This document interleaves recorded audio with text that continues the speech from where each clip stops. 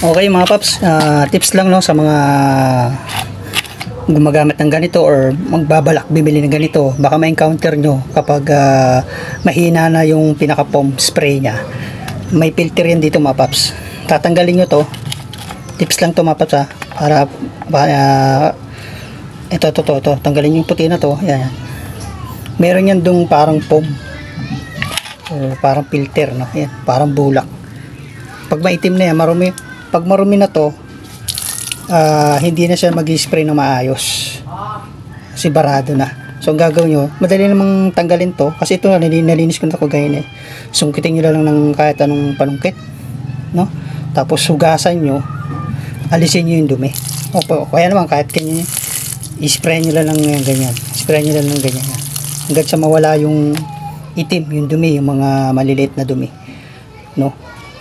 Kaya ako ito sinare para at least yung mga gagamit nito kapag na-encounter nila yung gano'n na parang mahina na yung buga ng spray foam, nilinisan nyo lang to itong part na to, tatanggalin nyo lang yan.